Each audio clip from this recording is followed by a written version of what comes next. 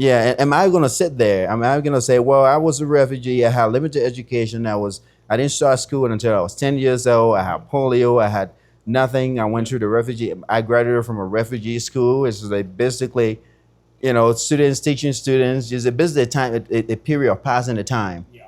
I come over here. Now, I said, well, I didn't have anything, so I should depend on other people. What is my insight? What do I glean from the experience? What does that teach me? It taught me resilience. It taught me patience. It taught me not stopping, not letting your situation drag you down to a victimhood. I got 99.9 problems. This is where we sit down and talk about 99.9 problems. And we ain't scared to talk about them. We got 99.9. Yeah, 99.9. Yeah, 99.9. Yeah, 99.9. Yeah. What's up, ladies and gentlemen? Welcome back again to another episode of 99.9 Problems Podcast. As you already know, always airing over digital airways of YouTube. With me today, I have a brilliant mind, right? An IT project manager at Stanford University, California. He's in the electronic health record business space, EHR. He's an author and a visionary, right? And written over 2 books already, which are, of course, Amazon bestsellers, right? Go check it out. He's an investor in several business portfolios. Ladies and gentlemen, welcome Mr. Richmond Appleton to the show. Welcome, Mr. Richmond. Thank you so much. Thank you so much for having me on the show. Let's have a toast. Welcome again. Welcome to Minnesota. We're so glad to be back, back in the Twin Cities. Exactly. It's a pleasure to have you. Thanks so much for reaching out to me, and thanks so much for coming on the show on short notice. I know how a busy person you are, given everything you got off your sleeve, and thank you so much. Thank you. Yeah. Thank you. It's a pleasure to be back. Yeah. So actually, how have you been though? How's life actually going for you? Life is actually going great. Life is going well. I have a family. Yep. 2 kids, 3 children. I have my wife. And so life has been going great. Awesome. The school is going great. Work is going great. It's good to be back here with the family. So, why California though? Like, why did you choose California of all states to establish yourself? Everything you got going on, like all your businesses, everything. Why California? So, that's a very great question. I have been reading a lot about innovations around the country. Okay. Places where innovation have really thrived. And I thought to myself, this is back in college, my sophomore year. I'm fresh off the boat. I came here as a refugee, started in a college.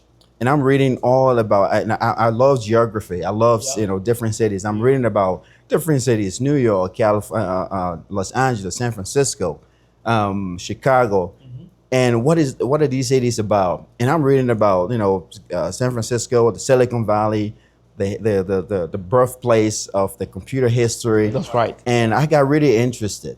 And so that's why I knew in my mind, because I wanted to be involved with something innovative, even though I didn't know what it was. Right. And I felt drawn that if this history of computing and innovation and forward thinking can start here, I want to go check it out and see what it is. And I have no idea what I was walking into. Awesome. And I just went.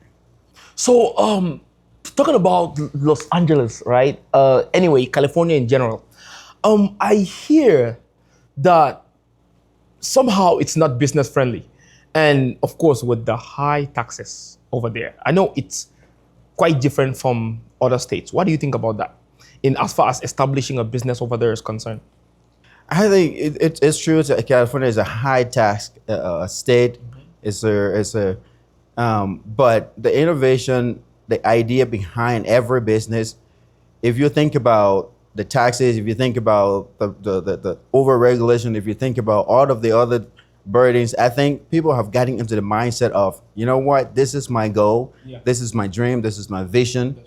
I'm gonna go for it regardless of what's standing in the way. And I think that's what sets especially the Northern California, the Silicon Valley culture, is regardless of what the obstacles are, these are my ideas, and I'm gonna go after them. And I'm gonna let everybody who needs to know, who wants to know, who have an ear to listen, I'm gonna tell them about it, and I'm gonna tell them why they should get involved, because I agree with the idea, and I think it's gonna help, bring innovation to not just people here in the States, but all over the world. So there's that daring mindset of individuals who, regardless of what the regulatory system is or what it was telling you can't, going for that you believe in is what drives people. And I think that's what it really encouraged me.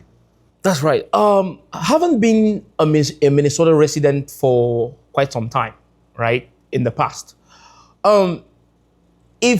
If you were told, like if you were given the option that, okay, everything you're gonna establish in California, you can actually do it over here as well, will you move back? Absolutely, and I'll tell you why. Because I believe Minnesota, Minneapolis, Brooklyn Park is, I call it my birthplace. Okay. I've been through a lot. I've traveled so much. I've moved so much out of, and when I was in Liberia, crossing borders into different countries, this was the first place I ever felt the peace that I was looking for, the peace that we were looking for. And so Minneapolis, Minnesota is always going to be a special place in my heart. So whatever I can do anywhere else, I can still do it here in Minnesota, because, we have this thing in Liberia, like this is where my umbilical cord is, and I feel so grounded whenever I'm back in the Twin Cities with my family and other connects that I have here. So I would be gladly come back here and do it just as I'm doing it in California. Actually feels like home, right? It feels like home. Awesome. Let's actually talk about your books. The first one, Finding Peace. I had an opportunity to glance through the book, which is really great. You're actually talking about a refugee story, from peril to protection. Guys, you can find that book in Amazon. Bestseller, by the way, 5 stars. Go ahead and search it. Finding Peace. It's on Amazon. Go search it, and it's affordable, it's cheap, and then fast shipping too. You're gonna get it at a very affordable price. Tell our audience, right, what can they expect from this book? What's the story you're actually telling? So the story of Finding Peace is, it comes from my early yearning and experience of going through the Civil War. Okay. We were all looking for peace, whatever that means, whether it's peace of silence of guns, peace of silence of interruption in education, because I experienced that a lot. You would move to a different city, and over the next couple of days you get overrun, and you moved again, and relative peace will happen, and it will become calm, and the school is gonna open. You enroll, and on your first day, another fighting start, and you have to move again. And so I feel like I was on a quest finding peace of. And peace, as I read, it's not the absence of violence or anything, but there were so many interruptions of a peace of mind, a peace of safety, a peace of family being around. We were scattered all over the place. And so I've always chased after finding peace. In the first place, I was able to find peace in a literal sense. It's my first night in 2004 in Minnesota when I arrived, sleeping in a bed, sleeping in a safe place, and waking up in the morning and not having to think of, oh, we got to run again. And that's where the ideas came from, of finding peace. This is the peace I've always yearned for. This is what the peace I've always look forward to.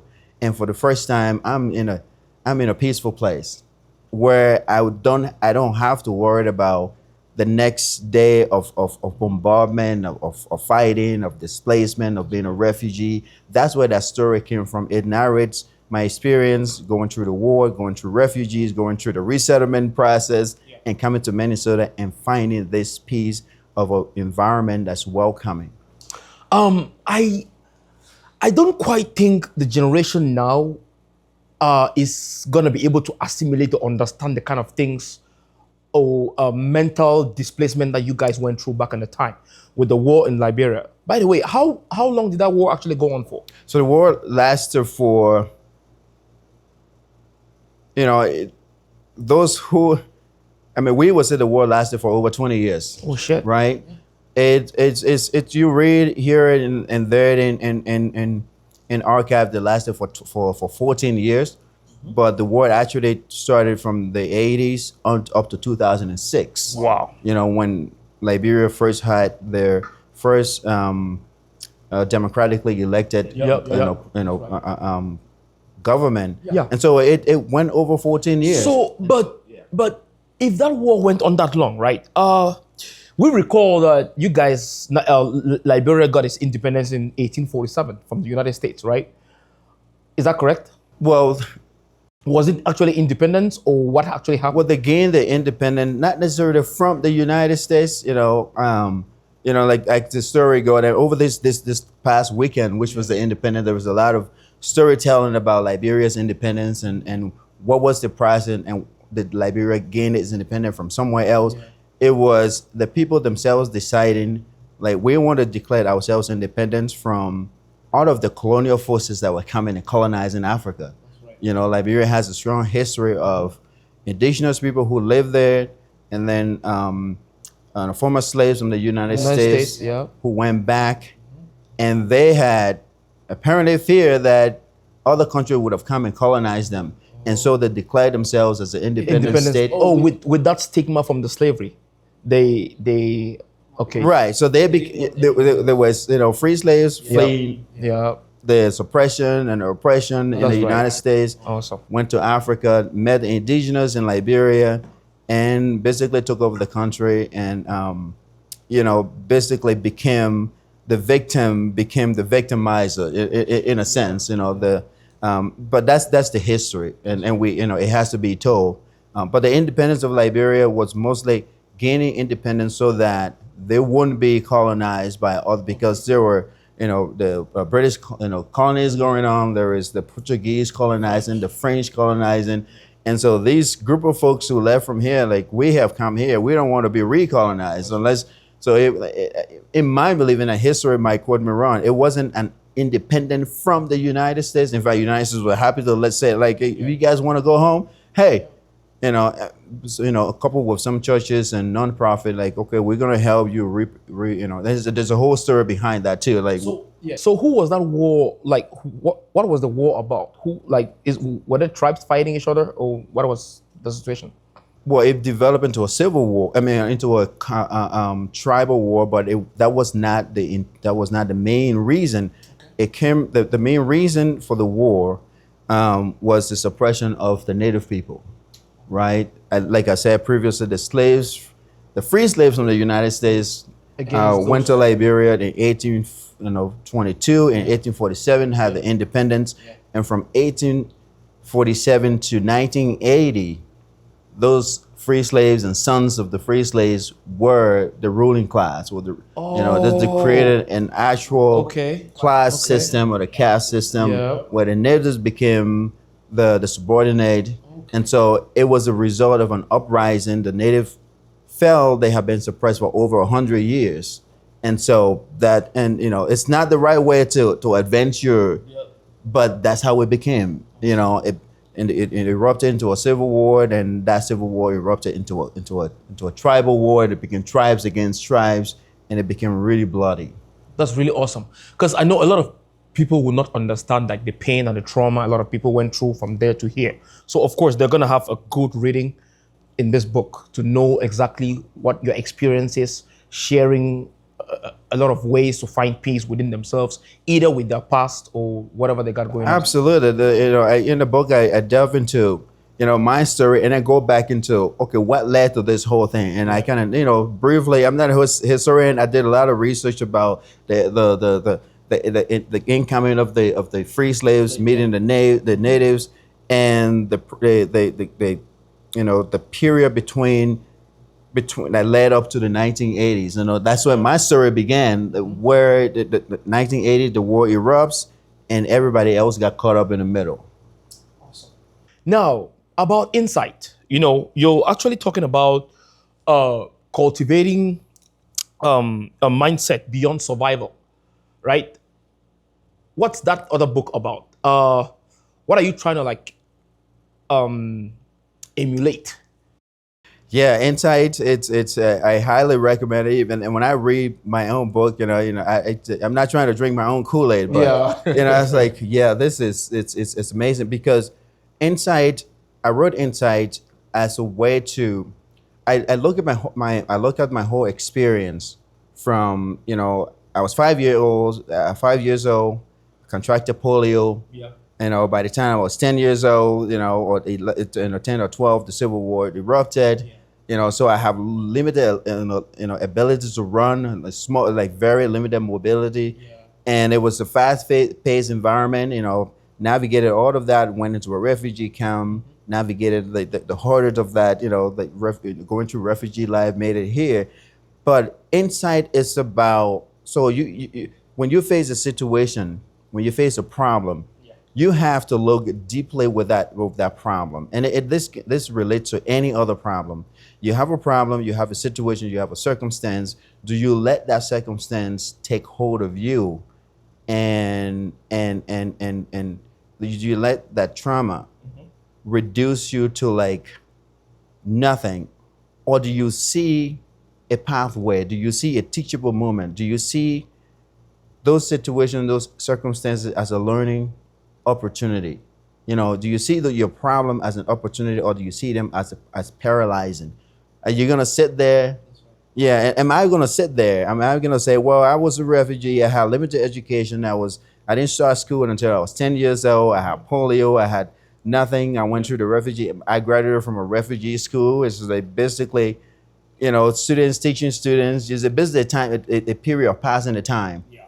I come over here. Now I said, well, I didn't have anything, so I should depend on other people. What is my insight? What do I glean from the experience? What does that teach me? It taught me resilience.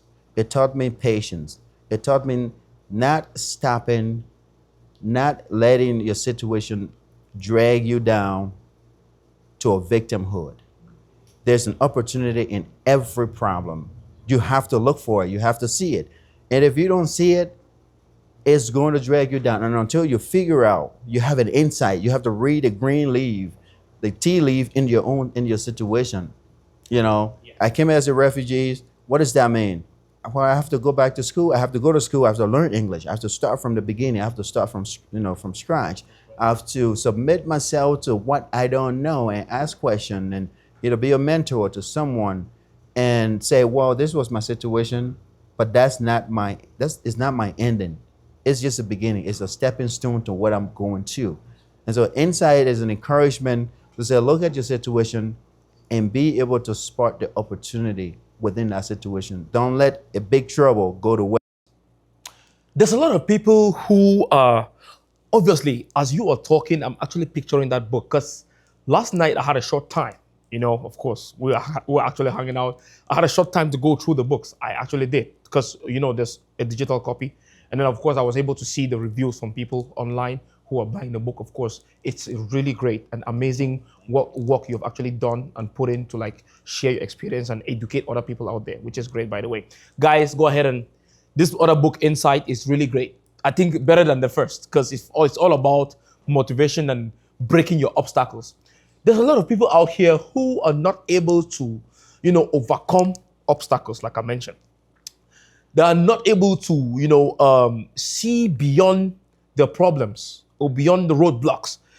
What am I trying to say? A lot of people are often easily defeated. They're often easily discouraged from either pursuing their dreams, achieving their goals, or whatsoever they want to do. Because it's usually said that an idea perceived in your mind but not executed is a wasted idea. It could be millions of generations you're actually throwing away, which you could have saved with an idea you perceived in your mind. What advice can you give people out there to be able to be strong, have a stronger mindset like you were able to, dating back from the war, coming over here, to be able to like withstand every obstacle right in front of you? My advice is you're not alone in whatever you're facing. You have to talk to someone. You can't don't sit there and let it melt you down. Don't sit there and let it drain you down. You have to be, the first step is to, once you realize you have an idea or you're struggling with a situation, it could be anything. It could be a health reason. It could be like, I feel inadequate. It could be, go talk to someone. There's someone in your community. There's someone in your fifth base community, even maybe in your family or outside of your family. You have to talk to someone. Seek mentorship. I was able to do that. You know, I seek out help. You know, when I was struggling with, you know, just getting over academic. Yep. You know, I came here with no experience of anything. Mm-hmm. What do I major in college? I don't know what I want to do. I had to seek out advice, seek out counsel, seek out mentorship, talk to people. What you're struggling with, someone else might be struggling with that. And just sharing that idea, like, I'm struggling with this. And somebody will be like, I am too. Hey, but what if we talk to someone? Do you know of anyone else who's having a problem? Or maybe both of you can begin to brainstorm. Yeah. Like, you know, maybe let's try this way. But don't let any struggle sit on your heart, sit in your mind. It's an indication that there's something willing to come alive. And like you said, if that feeling comes alive and other people get to know, that can be a liberating tool for others. So you could be sitting there with information, with circumstance that someone else is waiting for, and you have it. If you never say anything, if you never reach out, what idea is gonna sit with you, and you don't want to live with that regret. Awesome. Did you ever experience any form of racism back in 2004 when you got here? Racism in 2000, no. And I say that to say, coming from Liberia, you know, back, everybody is African. Everybody is the same skin tone and things like that.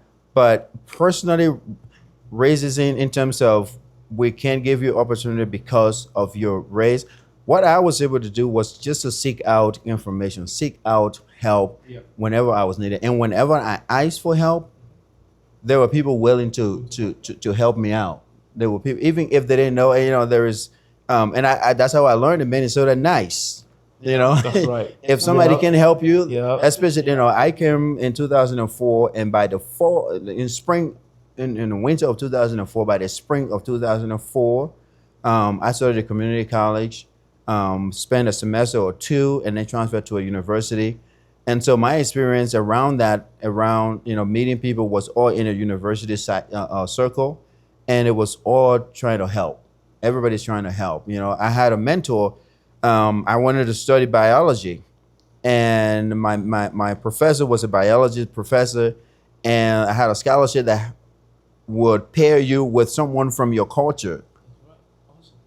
And I didn't have anyone from my culture who was a biology major. And so a professor from New Zealand became my mentor.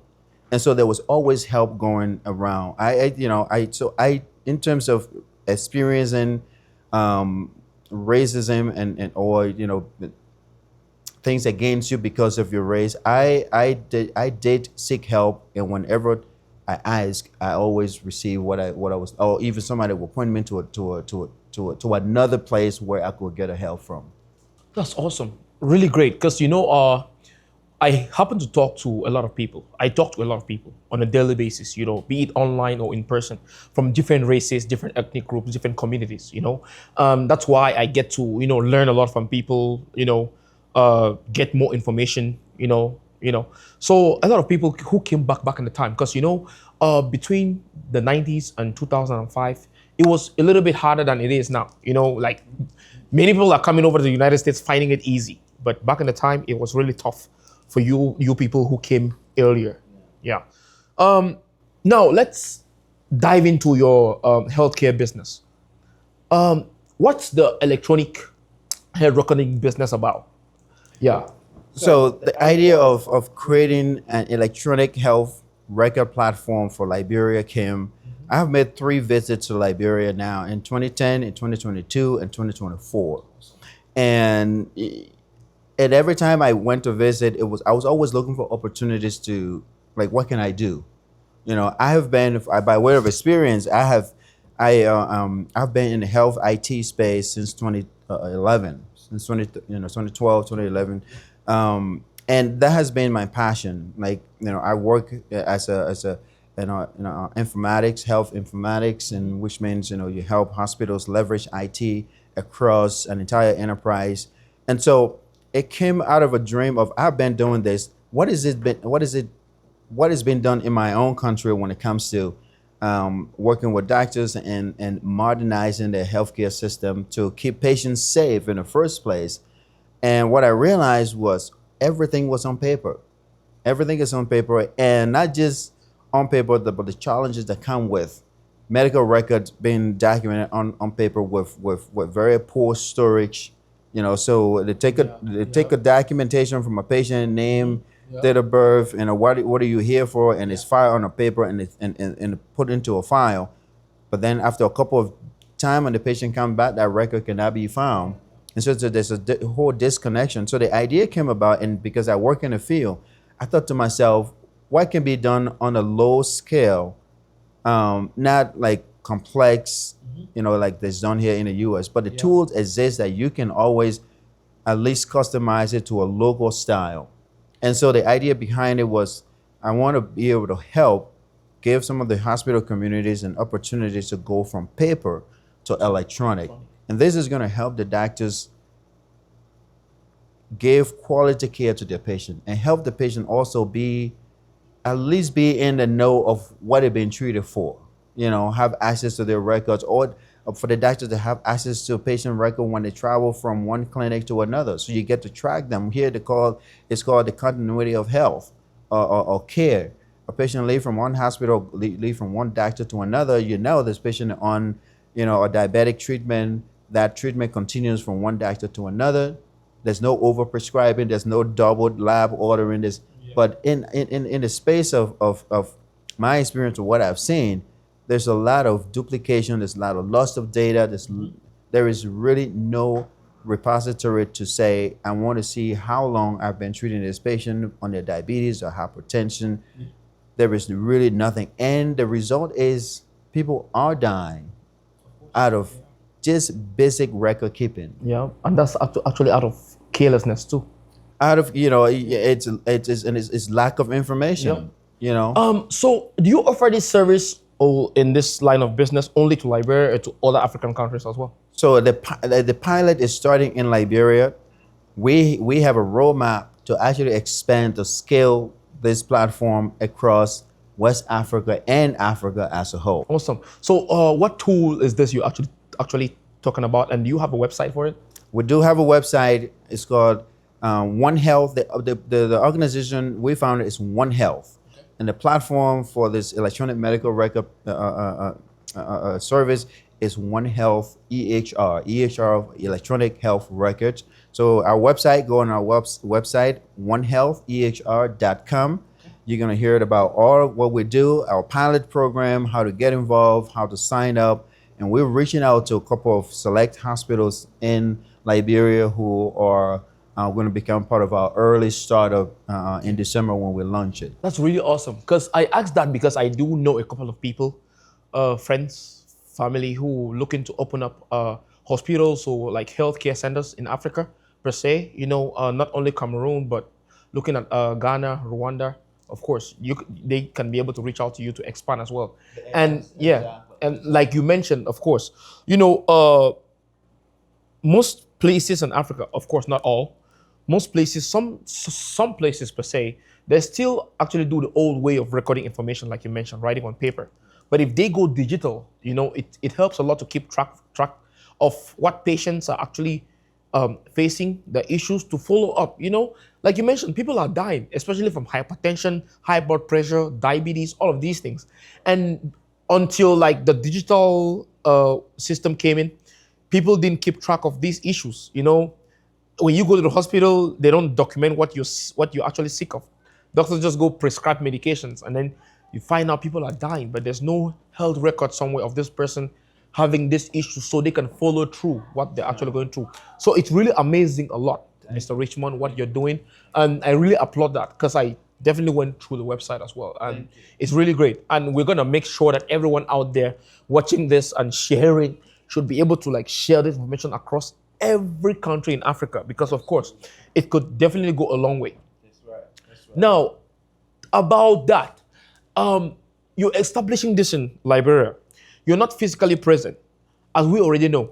Us being African, establishing businesses back there has issues a lot with trust. Who do you have in place running your businesses? Do you have employees? How is it actually being managed in your absence?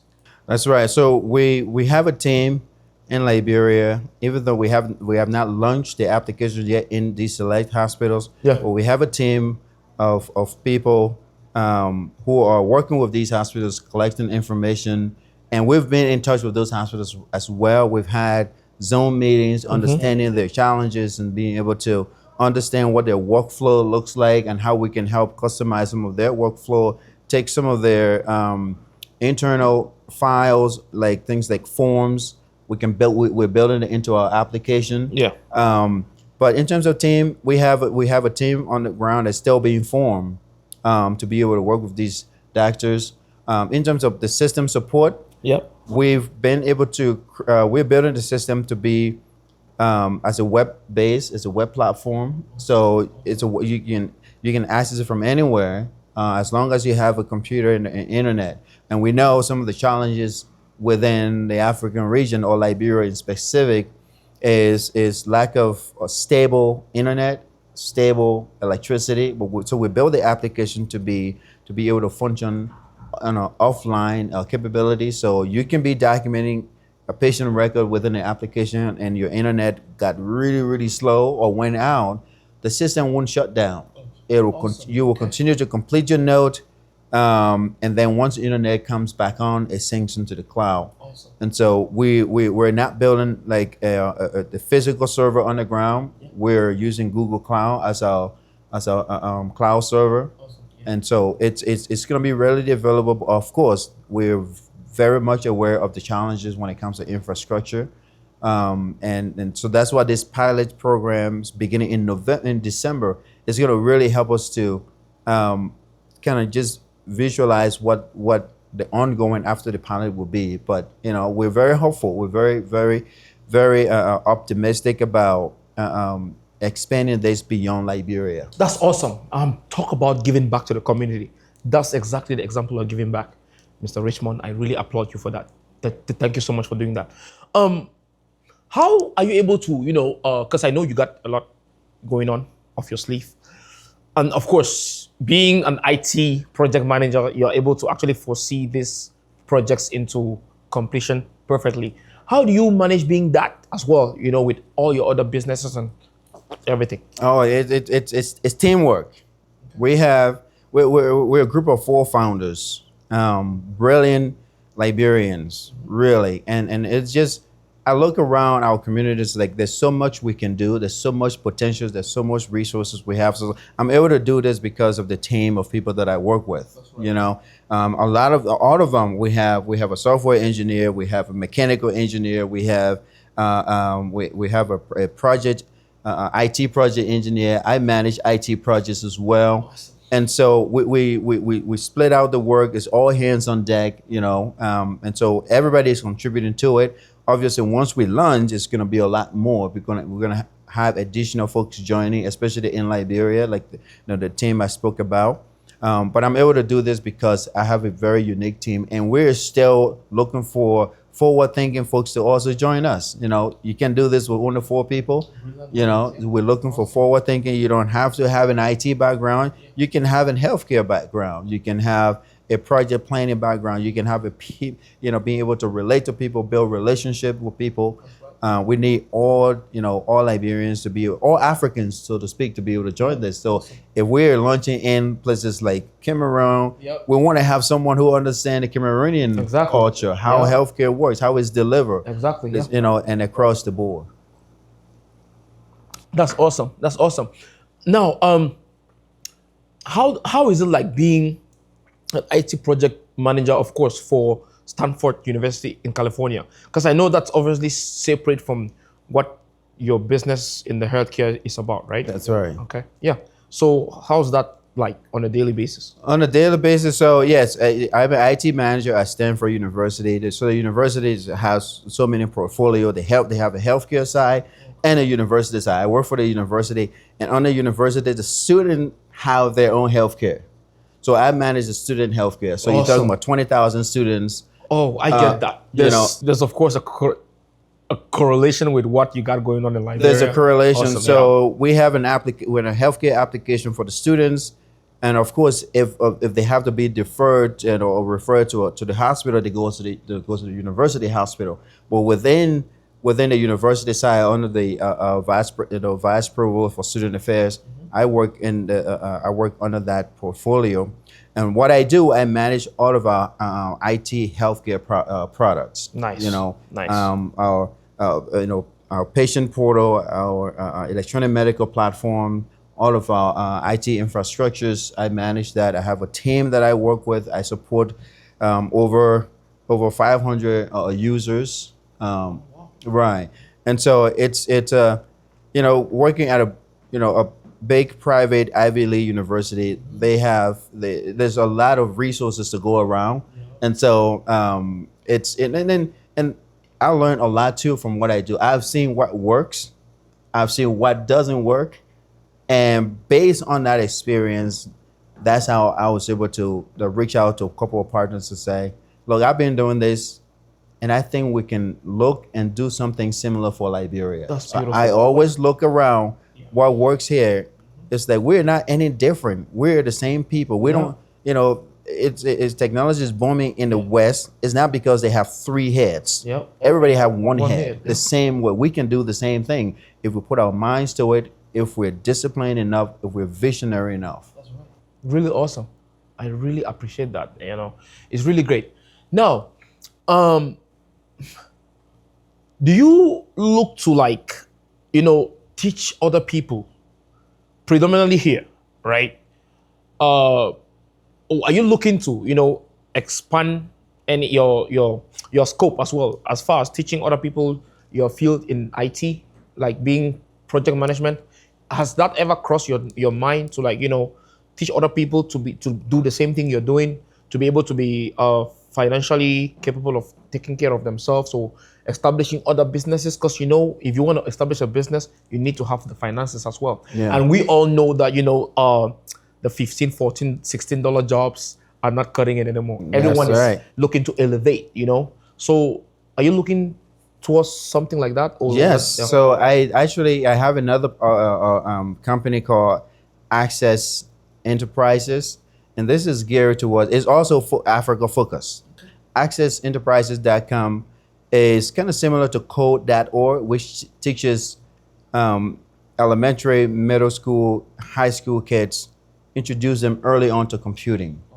Awesome. It was programming or doing other IT compute, giving them the basics so that when they get to high school or even college, they can determine what they want to do. And so Access Enterprises initially is focused on Africa as a whole, because we need to grow the tech base of Africa. That's very important. We really need to. And you have to start. I mean, it's nice to start at a university level. It's nice to start at a maybe high school level. But I want to go back to the basics. Yep. We have kids here who, by the time they learn to talk, they have a tablet in their hands already. Yep. And so they grow up with technology and learn a lot from that too. They learn a lot from it. It helps shape their mind, positively, and sometimes, But on the educational side, it's right now technology is driving everything. And if you want to develop a young nation, especially as Africa, Liberia is a very young country. You want to start at an early age, and so Access Enterprises as a computer school, as a computer education, the goal of it is to write curriculums, IT curriculum, computer educational curriculum for schools. So at age, kindergarten to here, this is what you need to introduce to your kids. you know, from scratch, whether it's scratch or teaching them basic functions or teaching them basic computer skills, and then you get to like first to fifth grade, you start introducing to like language and things like that, like logical thinking. So it's specifically designed to start at the educational at the elementary level for kids, and so that's also one of my projects I'm working on. That's really great. I really admire everything you got going on. It's really awesome, really awesome. Be it as it may, right? Starting that kind of computer program or lessons to kids, elementary school, primary school, all of that stuff, right? How do you look to?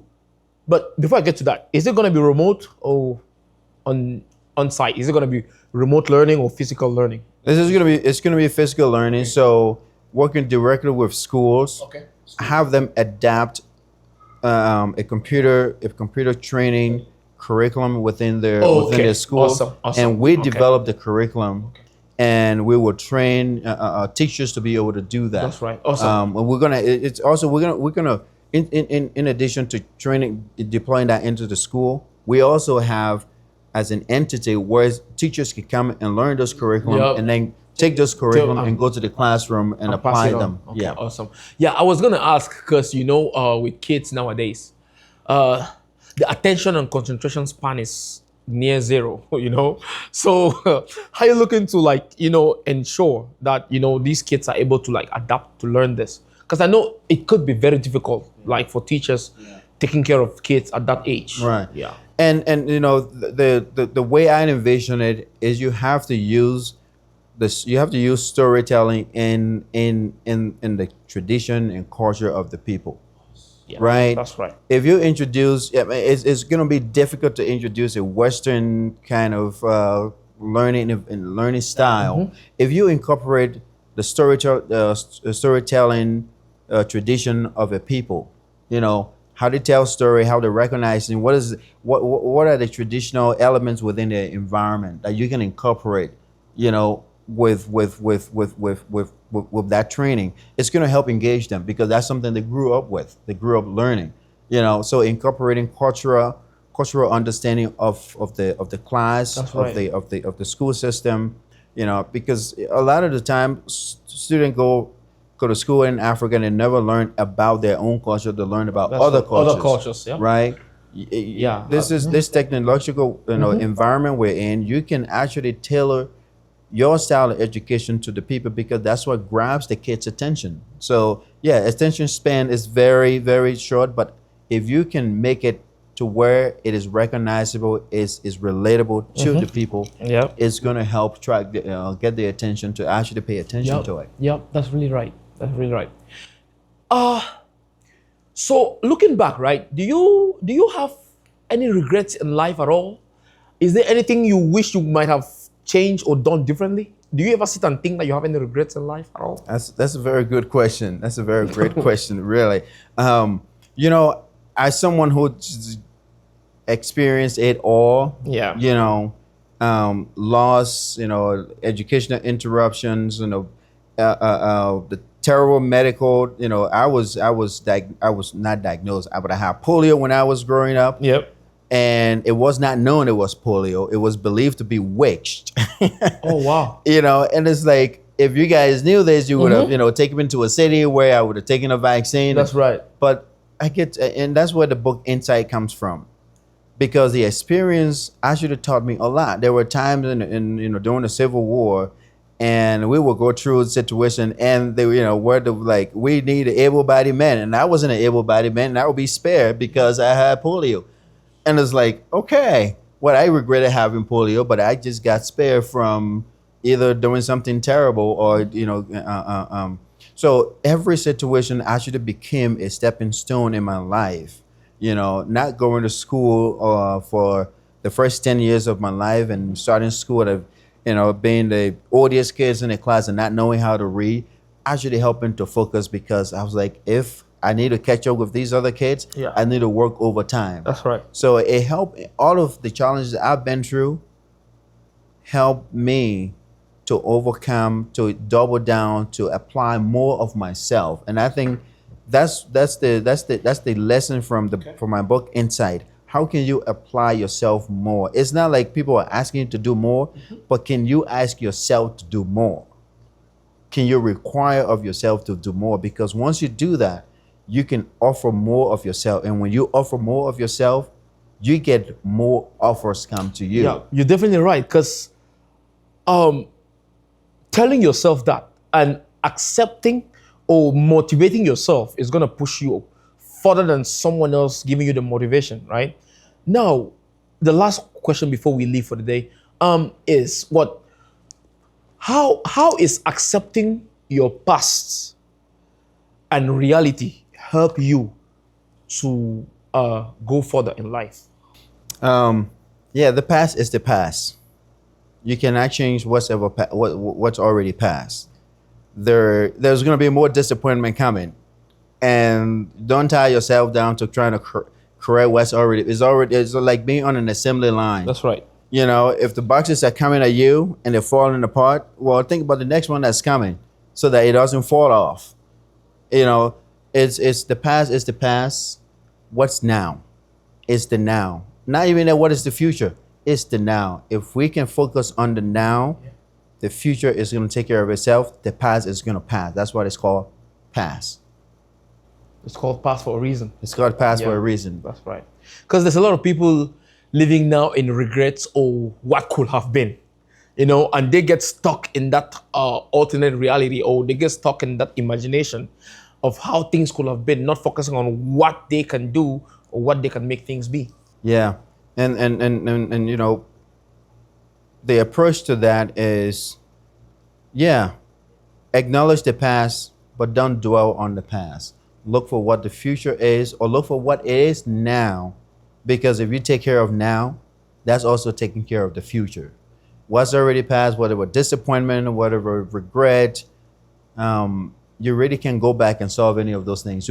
Time is one thing you can never get back, right? Time, you cannot get it back. If we had an appointment 30 minutes ago and it's missed, 30 minutes ago, July 28th, 27, 2025, is never going to come back. It's gone. That's right. What's now is it should be the focus. The now is the now. And so I don't have regrets.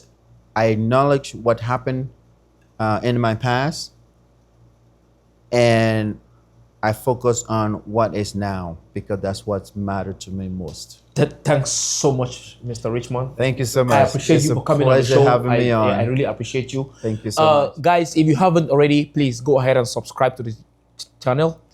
Keep the engagements coming in. Let us know your thoughts. Keep your comments. And, you know, also do follow Mr. Richmond on Instagram and Facebook. On what's your Instagram and Facebooks? Yeah, I have Instagram and Facebook, LinkedIn.